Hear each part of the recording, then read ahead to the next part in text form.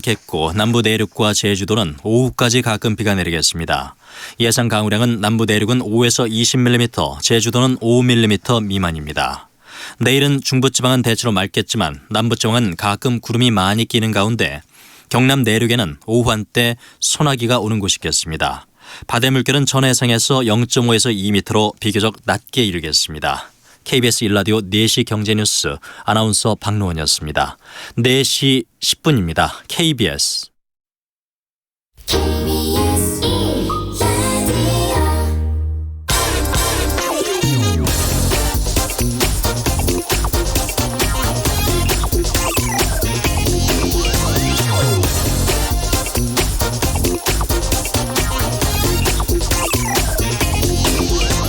GDP 국내 총생산이라는 것은 가계 소비, 기업 투자, 정부의 지출 등으로 구성되어 있습니다.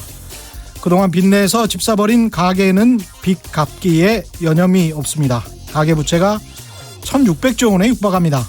경기가 좀 살아나야 기업도 투자를 할 텐데 현금 가진 극소수 독과점 대기업들은 투자에 신중하고 중소기업들은 상황이 늘 어렵죠. 남아있는 건 정부 지출뿐인데 정부가 계획한 추경안은 7조 원도 되지 않습니다. 그나마 그것도 국회 통과가 난망이죠. GDP를 수출입이나 내수 딱 두 가지로 나눠봐도 마찬가지입니다. 반도체에 의존했던 수출이 급감하고 있는 상황에서 기댈 곳은 내수 진작뿐입니다. 수출입은 세계 경제 상황에 연동되니까 정부가 할 일은 사실상 거의 없는데요. 결국 경제가 조금이라도 성장하자면 내수뿐인데 국회는 꿈쩍도 하지 않습니다. 다 말라 죽자는 것일까요?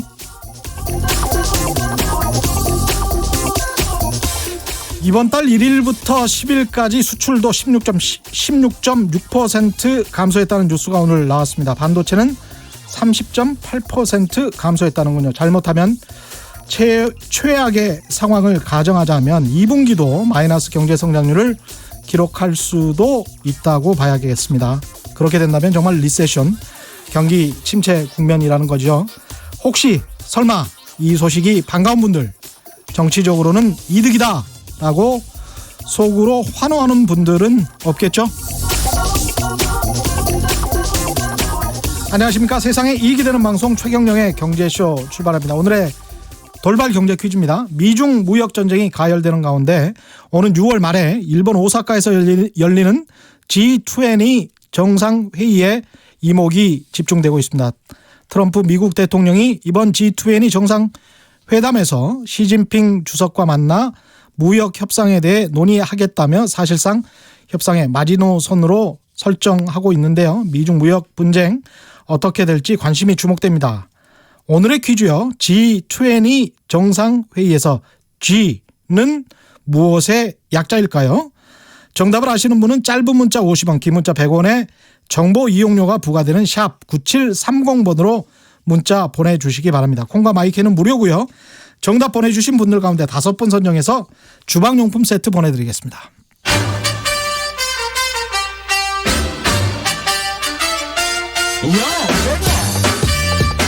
최경영이 원하는 건 오직 정의. 경제 정의를 향해 여러 걸음 깊이 들어갑니다. 최경영의 경제쇼. 네, 요즘 글로벌 금융시장을 들었다 놨다 하는 최대 이슈 하면 바로 미중 무역 분쟁이라고 할 수 있겠습니다. 이제 전쟁이라는 말이 뭐 그렇게 어색하지가 않습니다. 오늘 도널드 트럼프 대통령은 한 인터뷰에서 오는 G20 정상회의에서 시진핑 중국 국가주석과 만남이 성사되지 않으면 추가 관세를 부과하겠다고 이야기했습니다. 한편 한 5일 전이죠. IMF 국제통화기금이 미중 무역전쟁으로 내년도 글로벌 총생산이 4,500억 달러, 우리 돈으로 치면 한 530조 원 됩니다. 이게 줄어들 것이다. 이런 분석도 최근에 나왔죠. 부정적인 분석 전망이 압도적인데요. 이런 상황에서 오히려 미중 무역 전쟁이 우리 한국에게는 기회가 될 수도 있다. 그런 측면에서도 잘 봐야 한다는 말씀을 하고 있는 분이 있습니다. 증권회사에서 애널리스트로 오랫동안 활동하시다가 푸단대학에서 박사학위를 받은 국내 중국 경제 전문가로는 손에 꼽히는 분입니다. 중국경제금융연구소의 전병서 소장님 나오셨습니다. 안녕하십니까? 안녕하십니까? 네. 그리고 어제 본인의 유행어 개미 네. 퍼머 개미 파마가 개미 퍼머가 저는 처음 뭐 들어본 유행어인데 그런 얘기 하지 말라니까요. 개미 투자자들을 대표하는 유행어였다고 주장하셨던 개그맨 이동엽 씨 오늘도 또 나오셨습니다. 네, 안녕하세요. 반갑습니다. 어제 첫 시간 어떠셨어요? 괜찮았는데요. 네. 지금 생각해보니까 제가 출연료를 듣고 예. 어제 말을 너무 많이 했구나. 출연료에 비해서 말을 많이 했어요. 그 정도면 살짝만 해야 되는데 재밌게 하는 그리고 저랑 궁합이 잘 맞는 거 같아요. 잘 맞는 것 같아요? 그렇죠. 저한테 계속 테스트 해보시더라고. 궁합 맞다. 그러고 나서 또 나중에 뭐 몇 주 지난 다음에 안 쓰면 안 됩니다. 그러면 우리 잘해보자고요. 한번 잘해볼까요? 예, 알겠습니다. 잘해보자요. 오늘 주제가 이제 미중 무역 전쟁인데 매주 올 때마다 어려운 걸 계속. 관심은 좀 있으시죠? 저는 엄청 관심이 많죠. 투자를 좀 하시니까. 투자도 하지만 네. 지금 이게 고래 싸움에 새우등 터질까봐 늘 불안합니다. 우리 국민들 모두가 그런데 네. 이 상황을 좀 정리를 해봐야 되겠습니다. 미중 무역 갈등이 지금 화해의 사태를 통해서 더 확정되는 양상인데 어떻게 보십니까 일단? 예, 이 확전이 된다는 것은 첫 번째 전쟁이 예. 그 싸움 건 쪽에서 효과가 없었다고 보는 것이죠. 싸움을 건 쪽에서 효과가 미국 없었다. 쪽에서. 그렇죠. 네. 그래서 이제 다른 전쟁을 하고자 하는 것인데 이 무역 전쟁으로는 미국은 중국을 이기기 어렵습니다. 그래서 이것은 이미 사례가 있는데요. 1983년부터 일본하고 미국이 무역 전쟁을 했지만 예. 95년까지 예. 그 사이에 이 일본의 대미 무역 흑자는 줄어든 적이 없습니다. 그래요. 그래서 지금 이 철강, 알루미늄, 가전, 뭐 통신, 전자부품 이런 데에다가 보복관세 25% 때린다고 하더라도 예. 30년, 40년 전에 이미 집 나가버린 미국 기업이 예. 다시 돌아올 수 없다는 것이죠. 미국 제조업이 다시 살아날 수는 없다. 그렇죠. 그래서 1인당 소득 6만 2천 달러인 나라에서 알루미늄, 철강, 가전 이런 산업이 살아날 수가 없습니다. 그래서 애초부터 이제 미국은 무역 전쟁은 이게 시비를 걸기 위한 이제 그 어떻게 보면 그 단초를 제공한 것이고 시비를 걸기 위해서 그냥 한 거다. 그렇죠. 그래서 지금 확정적으로 말씀하신 게 무역 전쟁에서 미국은 중국을 이기기 어렵다. 이건 굉장히 좀 강한 어조인데요. 그렇습니다. 예. 그래서 지금 작년 7월 달부터 이제 보복관세 전쟁이 벌어졌고 지금 4월, 5월까지 이제 보복관세를 서로 난타전을 주고받았지만 트럼프가 원했던 것은 무역 수지 흑자를 줄이는 것인데요. 예. 아이러니하게도 작년 7월부터 금년 4월까지 중국의 무역 수지 흑자는 더 늘어났습니다.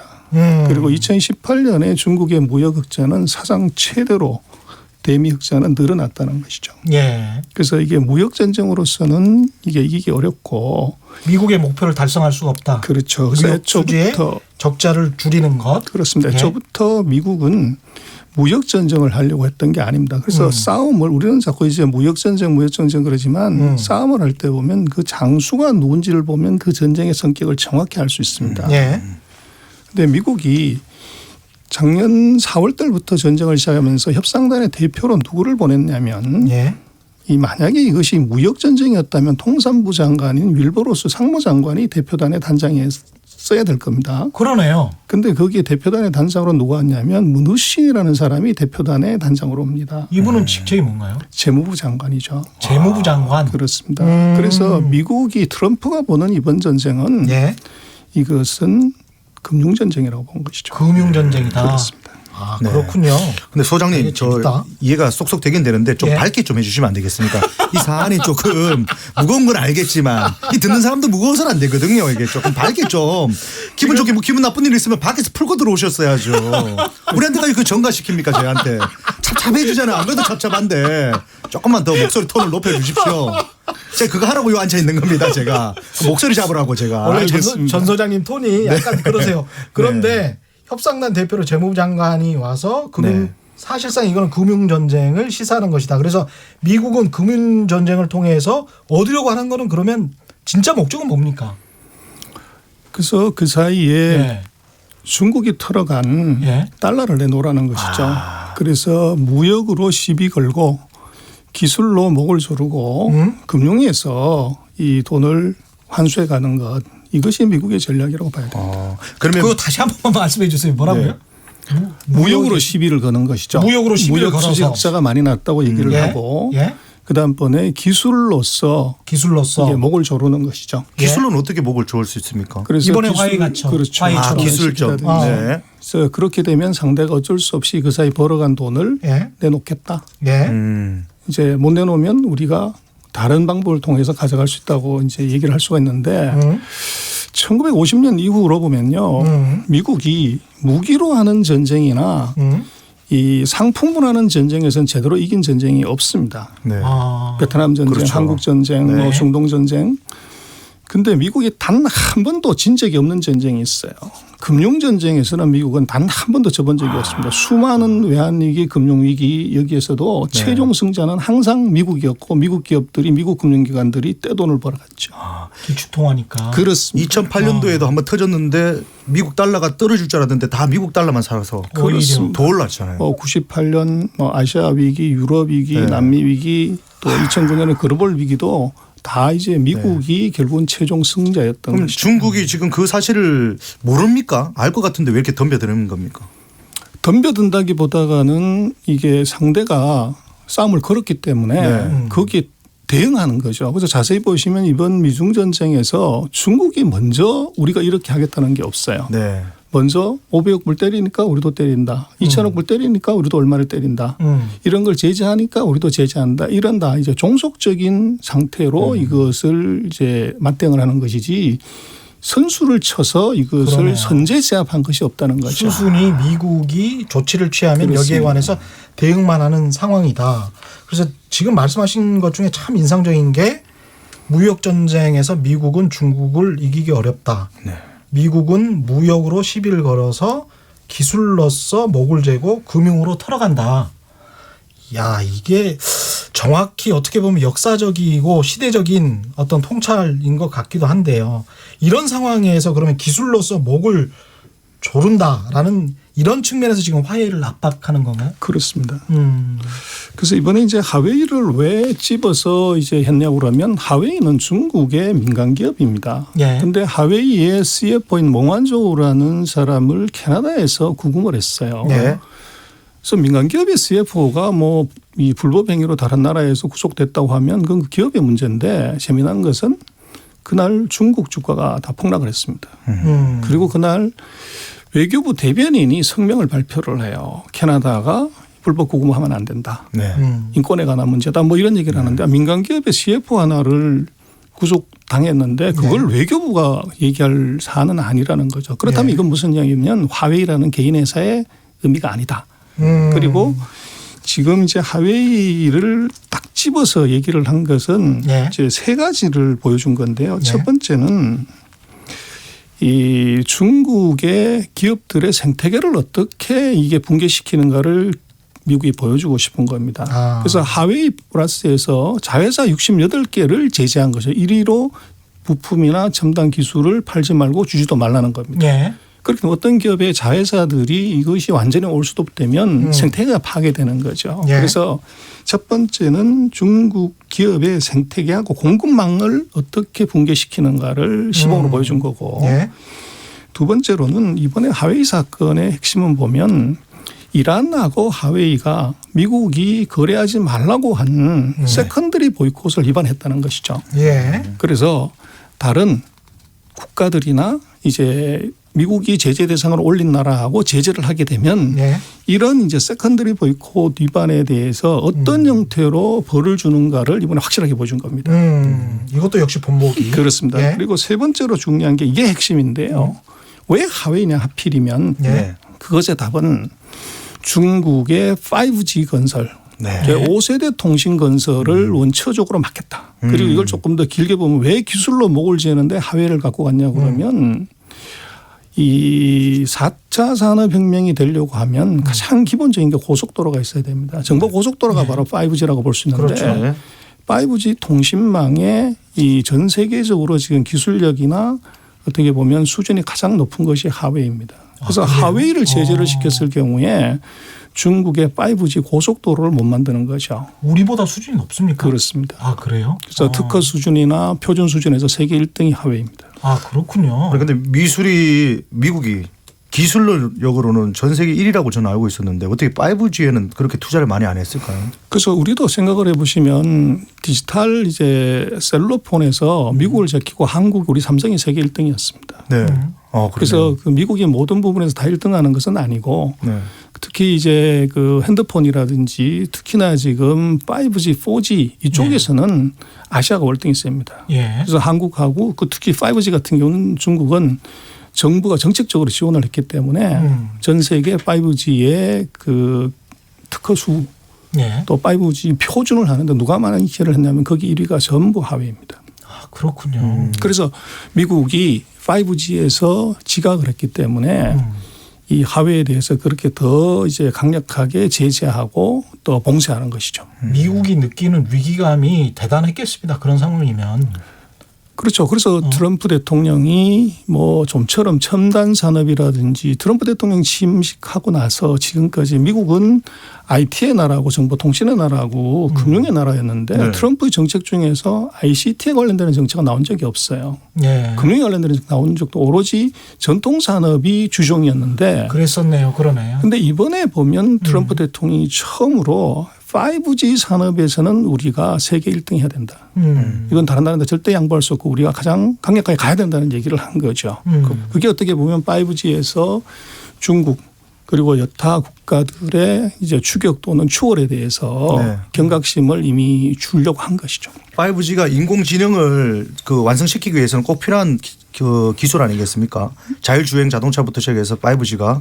근데 제가 알기로는 하웨이가 막 그 아프리카부터 시작해서 전 세계에다가 거의 무료로 깔아주다시피 해서 확장을 엄청 시켜놨더니 이제 미국이 와서 요거 이제 많이 깔아놨으니까 내가 이제 알짜배기만 딱 가져가겠다. 그래서 하웨이를 공격했다 이런 얘기도 있던데. 뭐 그렇게 보기는 조금 무리는 있고요. 그래서 그렇습니까? 그 공급을 하는 데 있어서 못 사는 나라한테 이제 차관을 해준 것, 밴드론이라고 그러죠. 네. 돈을 빌려주면서 물건을 사게 한 것, 이게 하웨이가 이제 후진국 그리고 유럽에서 시장을 확대한 이제 아주 중요한 변수고요. 거기는 바로 중국의 금융기관. 그래서 우리 같으면 이제 산업은행 같은 국가개발은행이 돈을 왕창 빌려준 거죠. 네. 그래서 지금 미국이 아까 말씀을 드린 것처럼 금융으로 제재를 하고 싶어하는 것이 이 금융을 제재를 해버리면 하웨이에 돈을 빌려줘서 그 돈 가지고서 해외로 수출할 수 있는 밴드론이 끊어진다는 겁니다. 그래서 금융이 중요합니다. 근데 저는 그렇군요. 궁금한 게 그 금융 목을 지려면 중국 돈인데 뭐 미국이 어떻게 그 목을 지른다는 얘기인지 잘 모르겠습니다. 그 부분이 제일 어렵더라고요. 그래서 이제 그것은 이번에 어떻게 보면 되냐면 그 무역 전쟁에 있어서는 중국 자체가 무역 수지 흑자가 많이 났다는 것을 시비를 걸어서 네. 이걸 이제 제재를 들어간 것이고 이번에 기술에 관련돼서는 기술 전쟁에 있어서는 이란을 매개체로 쓴 겁니다. 그래서 이란이 이 중국하고 거래를 했기 때문에 이게 세컨더리 보이콧 위반이기 때문에 이란과 거래한 하웨이 그리고 하웨이 계열사 이걸 다 제재하겠다는 거죠. 예. 정치적인 제재. 아, 그럼 이란과 연결돼 있으면 제재하는 겁니까? 그렇죠. 야 오늘 이란과 우리 축구 경기 있는데 큰일 났네요. 그런 거 차는 것도 제재 들어오는 거 아닙니까? 한국하고 이거 괜히 엮이는 거 아닙니까? 이제 경제적인 문제로 네, 봐야 될 것 알겠습니다. 같고요. 그리고 이제 금융에 관한 문제는 지금 다음번에 이 금융은 제가 볼 때는 북한이 매개체로 될 가능성이 있어 보입니다. 그래서 그것은 왜 그러냐 그러면 북한은 뭐 전체 수출의 90% 이상을 중국에 의존하는데 그렇죠. 예.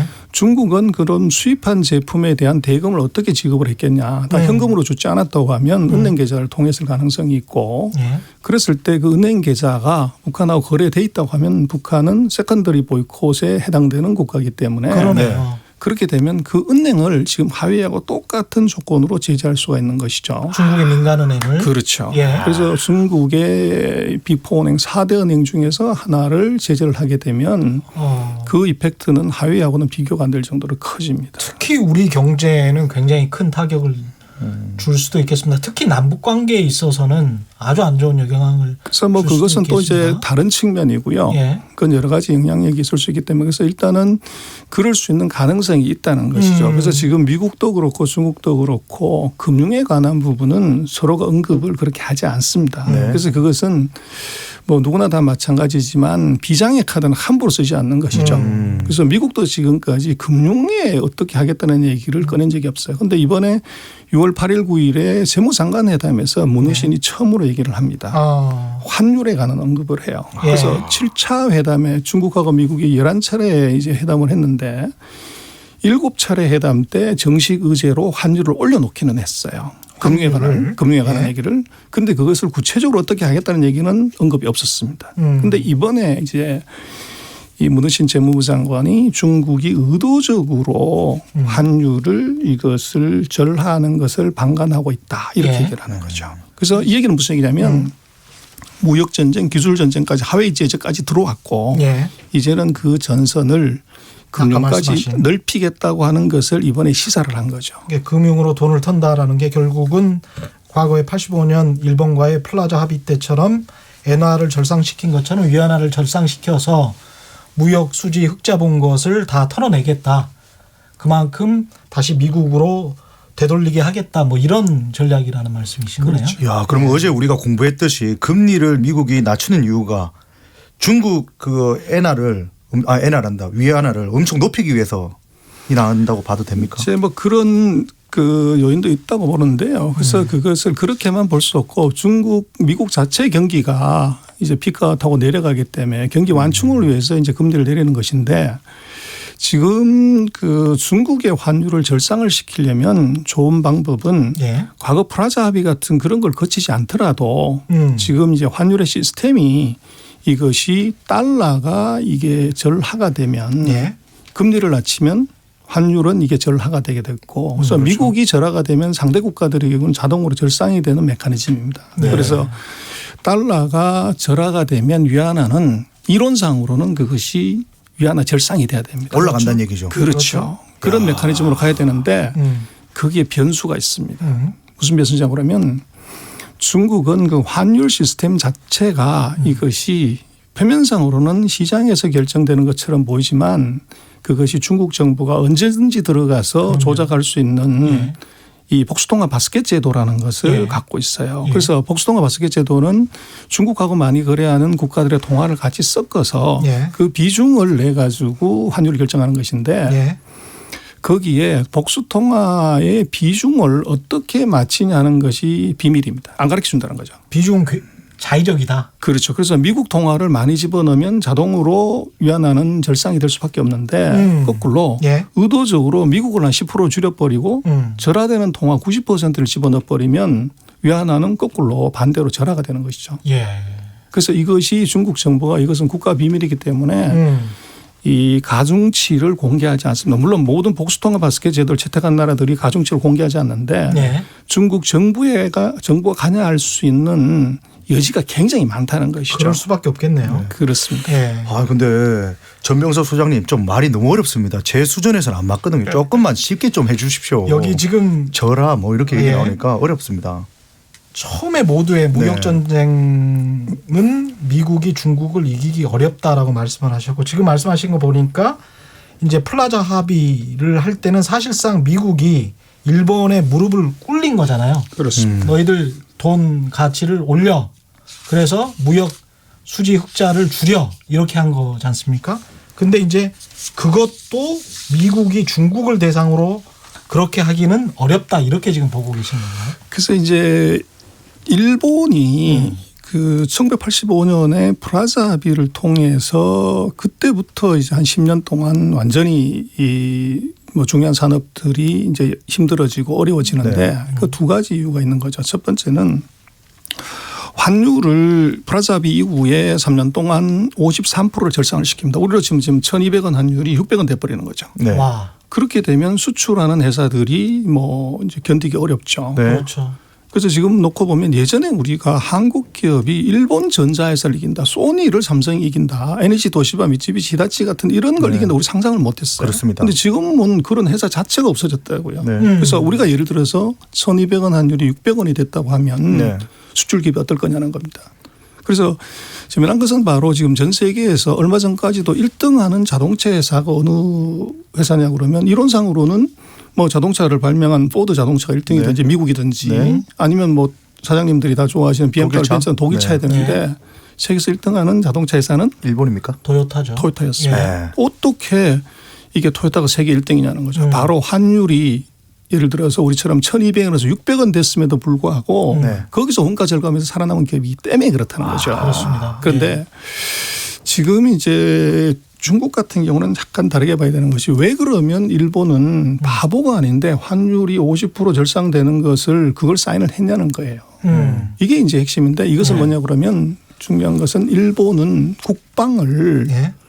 이게 미국에 의존하고 있다는 거죠. 예. 그래서 목에 칼을 들이대고 이제 네. 위협을 하게 되면 네. 죽든지 사인하든지 이제 둘 중에 하나가 선택의 폭이 없습니다. 네. 그래서 이제 이게 들어왔고 또 하나는 아까 말씀을 드렸지만 이제 그 왜 아까 말씀드린 무역 전쟁이 아니라고 보냐면 네. 일본의 경우도 83년부터 95년까지 이 미국과의 무역 전쟁에서 무역 수지 흑자가 줄어들지 않았습니다. 근데 미국은 그럼 어떻게 돈을 빼갔냐 그러면 외환시장 자본시장에 대규모 자금을 투입을 해서 네. 그래서 1985년 프라자 합의 이후에 일본 주가가 폭등하기 시작을 합니다. 네. 거기에 미국 돈이 대거 들어가서 네. 주식, 채권, 부동산 이걸 네. 엄청나게 올리는 거죠. 네. 그리고 꼭지에서 팔고서 유희 이제 갖고 나오면 그 버블이 터지면서 일본이 그 후유증으로 20, 30년 고생을 네. 했죠. 그런데 지금 중국의 경우를 놓고 보면 약간 이제 다르게 봐야 되는 건 첫 번째는 중국은 국방을 미국에 의존하지 않는다는 거예요. 그렇네요. 그리고 두 번째는 중국은 외환시장, 금융시장이 개방돼 있지 않습니다. 그래서 이게 일본하고 다른 점이고 네. 세 번째는 이게 어떻게 봐야 되냐 그러면 결국 싸움을 할 때요. 네. 뭐 잘 때리는 것도 중요하지만 상대가 잘 막아야죠. 맷집이 세면 이거 네. 아무리 때려도 이게 안 넘어가요. 제 아는 분도 자기가 때려놓고 자기가 손이 부러져가지고 자기가 싸움에 실패했던 거 그런 똑같네요. 1985년에 프라자 합의 때 일본 1인당 소득이 11,580달러였고요. 일본이 1억 3천만 명입니다. 그런데 네. 지금 중국이 작년에 한 9,500달러, 금년에 한 10,000달러 정도 되는데 중국은 인구가 14억입니다. 그렇죠. 그래서 1985년에 일본을 이제 비교해서 본다면 그때에 비해서 맷집이 10배가 커졌다는 겁니다. 아니 천하의 이 패권국 무소불위에 지금 미국이 네. 11번이나 회담을 해서 구두 합의까지 다 끝난 상태에서 네. 이걸 파토낼 수 있다고 하는 것은 이거는 아무나 할 수 있는 게 아니죠. 결국 이제 그 뒷면에는 놓고 보면 그런 세 가지 요인들 이것이 국방에 의존하지 않는 문제 그리고 외환시장 금융시장이 열려있지 않는 문제 그리고 내수시장이 이것이 이 상당히 크다는 겁니다. 이게 미국이 중국을 금융으로 과거 프라자 합의처럼 이제 쉽게 흔들기는 어렵고 그래서 지금은 그 프라자 합의가 필요 없더라도 이 미국이 환율을 이것을 이제 금리를 떨어뜨려서 절하시키면 네. 위안화가 자동으로 절상이 되겠는데 이걸 폭을 그렇게 과거처럼 대폭적으로 할 수는 없다는 겁니다. 그게 좀 다른 점입니다. 지금은. 그럼 정리를 해보면 중국은 일본과 다르다. 미국의 국방이나 정치적으로 의존하지 않고 있고 그다음에 외환시장이나 금융시장 아까 뭐 복수통화 바스켓도 말씀하셨지만 환율도 상당히 독립적으로 가져갈 수 있는 상황이고 딱 하나 개방돼 있는 게 그러면 무역이네요. 그런데 그렇습니다. 그 무역을 시비를 걸면서 나중에 이제 결국은 개방되지 않은 외환시장이나 금융시장을 열어라. 예, 열어라는 것이군요. 이런 상황에서 그런데 사이즈가 과거에 85년에 일본보다는 훨씬 더 큰 지금 상황이기 그렇습니다. 때문에 네. 중국의 지금 제가 잠깐 조사를 해보니까 중국의 GDP가 12조 달러 정도 되더라고요. 네, 13조 달러 정도. 예, 13조 정도 되고 미국이 한 19조. 예, 한 20조 달러. 예, 한 20조. 65% 정도 됩니다. 네. 예, 65% 정도 되고 우리가 뭐 1조 5천억 달러 정도 되고 일본이 한 5조 달러 조금 넘는 네. 그런 수준이기 때문에 미국 입장에서는 그냥 우리는 뭐 중국이랑 거의 뭐 한 10배 정도 지금 차이가 나는 것 같고 미국은 진짜 거의 다 쫓아왔다라고 느낄 것 같습니다. 중국이. 60 지금 한 5%면. 그래서 이제 미국하고 중국이 왜 싸우냐 하는 것을 놓고 보면요. 사실 조금 히스토리를 놓고 보면 미국은 최근 100년간의 세계 패권국인데요. 맞습니다. 근데 절대 넘버 2를 키우지 않습니다. 미국은요. 그 일본도 그래서 없애버린 거 아닙니까? 그렇습니다. 그래서 이 히스토리로 보면 1970년대에 소련이 미국 GDP의 40%를 넘어가고 44%를 넘어가자 페레스트로이카를 통해서 소련을 분해시켰습니다. 네. 그래서 지금은 한 미국 GDP 한 8% 정도로 이제 없애버렸고 네.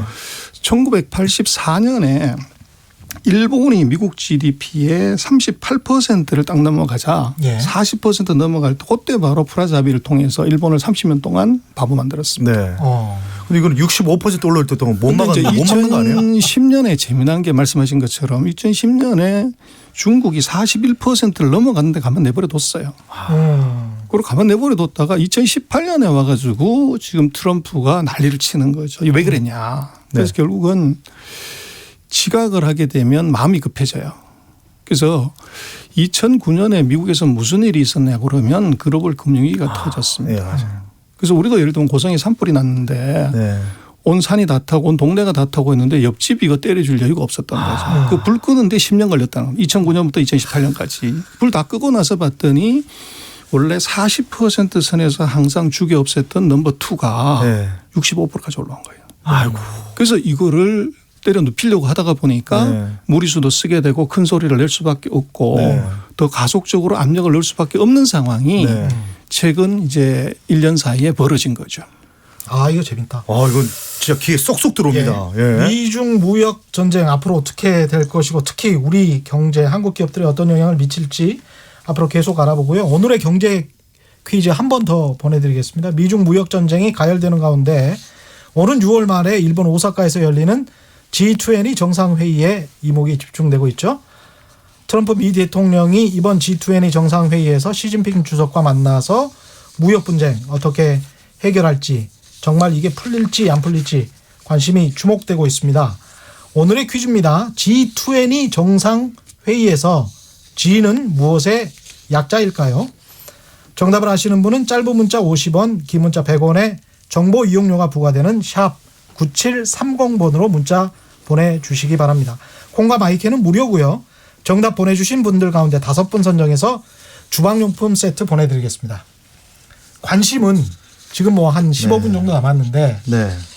우리 기업들 어떻게 되는 건가? 우리 기업들 뭐 이제 삼성전자, SK 하이닉스 뭐 미국 기업들도 뭐 마이크론 테크놀로지 뭐 델 다 소환해 가지고 큰 뭐 화웨이와 거래를 하지 말라는 미국의 이야기를 들으면 큰 코 다칠 줄 알아라라는 식으로 지금 이야기를 했단 말이죠.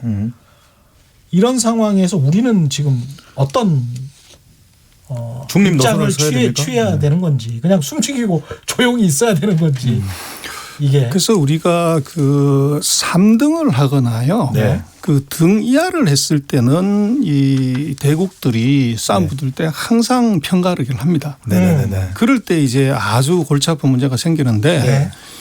이 양 대국이 같이 못하는 걸 갖고 있는 세계 1등일 때는 네. 양쪽이 싸움을 하면 싸움을 할수록 사실은 그게 고래등이 터지는 것이 아니라 어부지리를 할 수 있는 찬스가 생깁니다. 그래서 지금 아까 말씀하신 미국이 언제 한국 기업들한테 네. 이런 거를 어디에다 하지 말아달라고 한 적이 있냐는 거예요. 그렇죠. 그리고 네. 중국이 우리가 사드 때 그렇게 이제 뭐 정부하고 소통하자고 했을 때도 들은 척도 안 했는데 네. 미국하고 이런 사건이 터지자마자 중국의 고위급이 3명이 동시에 한국에 왔습니다. 그리고 중국의 외교부가 네. 자기 소관도 아니지 않습니까? 상무부 소관일 건데 한국 기업들을 불러서 이런저런 이제 얘기를 했다는 거죠. 네. 그런데 문제는 지금 반도체 특히 이제 핸드폰에 들어가는 반도체 같은 경우는 한국의 삼성이 전 세계 한 55%, 와. 우리 하이닉스가 한 25%, 네. 그리고 이제 마이크론이 미국이 한 13%뭐 이 정도고 대만이 한 2%뭐 이런 정도인데요. 네. 여기서 1, 2등 하는 우리를 빼고 지금 미국이 미국 기업인 마이크론에 대해서 네. 중국에 반도체 공급하지 말라. 그렇게 얘기를 했기 때문에 네. 그러면 중국 입장에서는 마이크론에서 못 받으면 유일한 이제 대안이 네. 한국밖에 대안이 없습니다. 네. 그러네요. 그래서 이것은 압력의 문제가 아니라 이건 부탁의 문제인 거죠. 그래서 이거를 이제 보는 해석에 따라 다를 수가 있는데 그렇게 볼 수가 있고 또 다른 문제는 어떻게 봐야 되냐면 지금 전 세계 노트북의 90%, 전 세계 스마트폰의 75%를 중국이 만듭니다. 그래서 미국이 그렇게 얘기는 했지만 이것이 엑스큐션이 굉장히 그럼 예를 들어서 D램을 핸드폰에 들어가는 D램을 공급을 마이크론이 안 하면 삼성하고 하이닉스도 안 하면 어떤 일이 벌어지냐면 예. 미국의 한 쿠션에 돌아가면 큰일 날 일이 벌어집니다. 미국에서 시가총액 얼마 전까지 1등을 했고 2등을 했던 회사가 애플인데 애플. 네. 애플은 아이폰을 단 한 대도 미국에서 안 만듭니다. 그렇죠. 전부 중국에서 만들어 오는데 네. 여기서 D램을 공급을 못 받으면 아주 극단적인 가정을 한다고 보면 애플은 아이폰 매출액이 빵이 될 수도 있습니다. 그렇네요. 아, 그러네요. 그래서 이것을 이렇게 한국이 D램을 공급 안 하는 것도 좋고 마이크론이 안 하는 것도 좋은데 이것을 미국이 과연 견딜 수가 있냐는 거예요. 그래서 이것은 제가 볼 때는 우리가 세계에서 이 아이템의 거의 80% 가까운 마켓쉐어를 가진 미국의 인텔하고 거의 같은 이런 마켓쉐어를 가진 것이기 때문에 이것은 압력을 넣는 것을 우리가 상대방 미국하고 중국의 입장을 잘 고려하고 배려하고 처신을 하는 것이 중요하고 지금 얘기를 네. 이것이 우리가 비굴하게 예. 또는 굴복한다 이럴 가능성은 제가 보기에는 없어 근데 보입니다. 제가 봤을 때 미국 말 잘 들어가지고 D램을 안 내가지고 그러면 애플이 수입이 빵이 되잖아요. 그때 애플을 없애버리고 우리가 나가면 훨씬 좋은 거 아닙니까? 그 말도 듣고 애플도 없애버리고 그럼 우리가 완전 세계 1등 아닙니까? 경쟁자도 없애고 많이 당황해 하시네요. 많이 저는 당황하셨어요? 뭐 생각하지 못했던 아까 애플 0이라면서요. 못했던 시나리오입니다. 아, 예, 이 시나리오 이거 근데 한번 이제 쓰면 좋을 것 같은데. 이렇게 해서 그 말씀대로 한다면 네. 미국이 이제 또 가만히 있지 않을 거 아니에요. 그렇죠. 중국 손. 네, 네. 중국과 미국에 지금 끼어 있는 상황이니까 우리 입장에서는 미국의 말을 전적으로 들어줄 수도 없고 맞습니다. 중국의 말을 전적으로 들어줄 수도 없는 상황이기 때문에 참 난처하긴 한 것 같습니다. 그런데 중국의 지금 삼성이나 SK 하이닉스가 반도체 공장을 가지고 있지 않습니까? 그러면 우리 메이드 인 코리아로 반도체를 공급하지 않고 중국의 메이드 인 차이나로 중국 업체 화웨이든 어디든 간에 반도체를 공급하면 그건 미국 입장에서는 꼬투리를 잡히지 않을 수도 있는 건가요?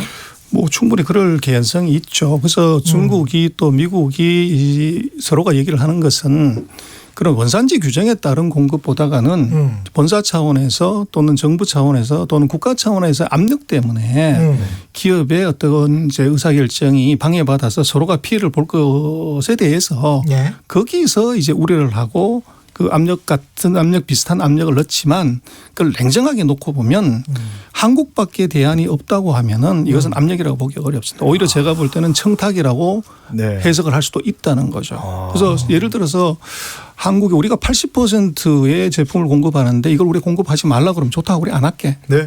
이랬을 때 누가 더 급하냐. 이제 이렇게 생각해 볼 필요가 있어 보여요.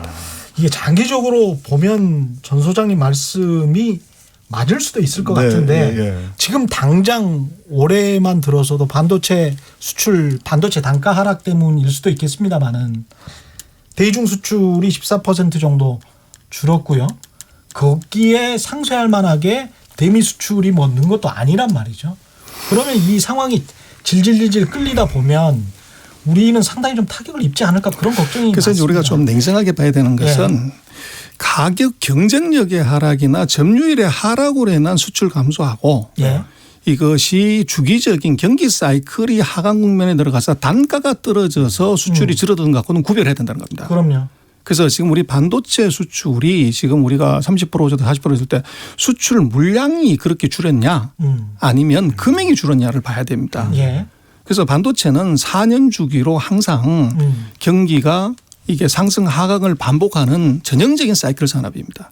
그래서 그때는 반도체가 쇼티지가 생기면은 뭐 2배 이상 올라갈 수도 있고 네. 공급 과잉이 되면 50% 80%까지도 폭락할 수가 있습니다. 지금 같은 경우는 반도체의 이 수출의 감소는 저것이 수요가 대폭적으로 30% 40% 줄었다기보다는 공급 과잉으로 인한 단가의 하락이 이게 충격을 크게 준 것이고 이 반도체 수출이 그 미중 무역 전쟁 때문에 이렇게 온 거냐 그렇게 보는 것도 조금 더 한 단계 분석해 봐야 됩니다. 아, 그렇군요. 지금 5517님 네. 문자가 많이 오고 있는데요. 흥미진진하네요. 뭐 그래서 말씀하셨고요. 3377님 전 소장님 감사합니다.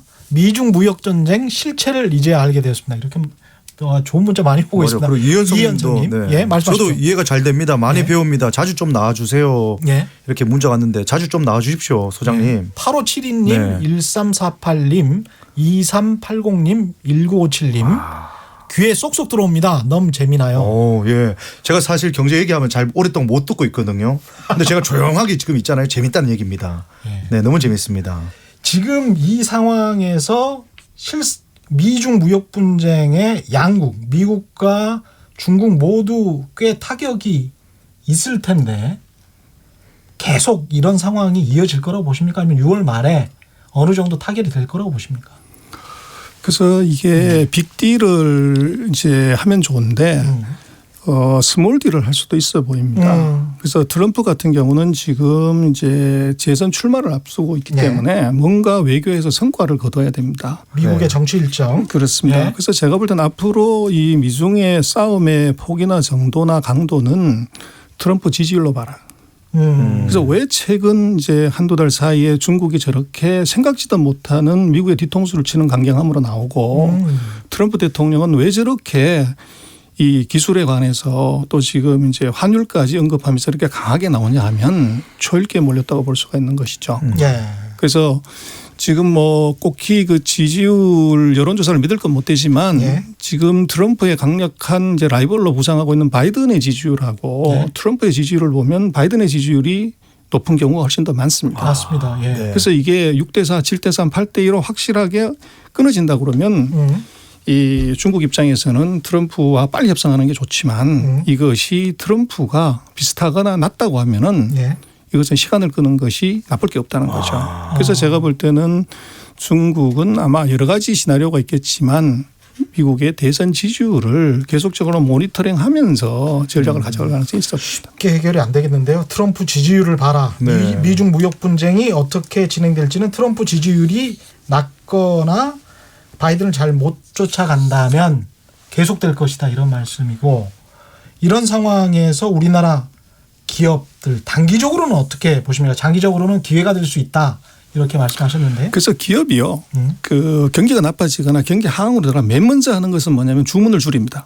네. 주문을 그리고 줄여요. 그 다음번은 뭐라 하냐면 재고를 줄이는 것이죠. 네. 그런데 우리가 중국하고 관계에서 이번 1사분기를 보면 미국도 한 0.7% 수출이 플러스고 미국도 중국도 3. 몇 % 플러스인데 우리만 마이너스 7%예요. 그 이유가 뭐냐 그러면 우리가 수출의 30%를 커버하는 중국의 79%가 우리가 중간재입니다. 그래서 중국 입장에서 무역 전쟁이 벌어졌기 때문에 앞으로 수출이 좀 줄어든다고 보면 중간재 주문을 먼저 줄인 거죠. 선 감소를 시킨 거죠. 네네네. 거기에 우리가 타격을 받은 거라고 봐야죠. 앞으로는 괜찮아지는 건가요? 그래서 그것은 미중의 뭐 타격을 어떻게 하냐 봐야 되고 그래서 제가 볼 때는 지금 우리 중간재를 파는 쪽은 이것은 상당한 타격이 앞으로 있을 거다 이렇게 봐야 될 것 같고 반면에 지금 미국하고 관계에서 중국이 이 미국의 제품을 안 사고 있습니다. 미국의 ICT 제품을 안 사고 있는데 이걸 그럼 누가 공급할래?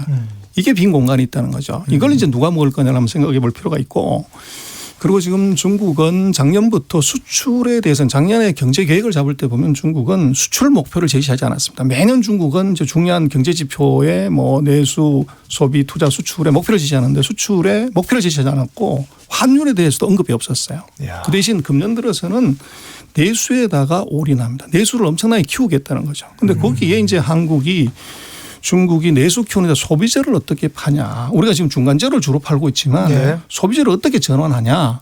이게 우리한테는 기회일 수 있습니다. 그럼 사실 그쪽에 우리 이마트나 뭐 큰 기업들, 유통 기업들이 들어갔다 다 나왔잖아요. 그럼 그런 기업들이 다시 들어가면 좀 혜택을 받을 수 있습니까? 이마트나 엘마트 같은 경우는 좀 다른 측면에서 봐야 되고요. 그래서 지금 중국은 전 세계에 루이비통, 구찌, 베르가모, 샤넬, 럭셔리의 32%를 샀습니다. 전 세계 9대 명자 BMW, 벤츠, 아우디의 27%를 중국이 사갔어요. 전 세계 면세점의 절반을 중국이 사갔습니다. 네. 그래서 그 구매력을 이제 어떻게 볼 거냐는 건데 지금 중국에서 소위 말하는 중고가 이상의 제품 요걸 팔 수가 있냐가 중요하고 그래서 중국은 드디어 아까 말씀드린 것처럼 브랜드를 선호하는 시대에 왔다는 거죠. 그 브랜드나 퀄리티를 맞출 수 있으면 된다는 겁니다. 그래서 우리가 3만 달러 그러는데 중국은 이런 동수가 10,000달러니까 우리보다 3분의 1밖에 못 사는 가난한 나라 이렇게 보지만 조금 아니 나이브하게 가정을 한다면 우리는 5천만 명 줄 세웠을 때 가운데를 탁 자르니까 3만 달러인데 네. 14억을 반 탁 쳤을 때가 그게 $10,000라는 거죠. 그럼 만약에 그 최상위에 있는 5천만 명은 1인당 소득이 얼마냐는 거예요. 어마어마하겠습니다. 그렇죠. 그래서 그렇게 놓고 보면 중국의 하이엔드의 소비재 수요는 이것은 우리 상상을 초월합니다. 그래서 그 부분을 어떻게 공략할 수 있냐는 것이 중요하겠죠.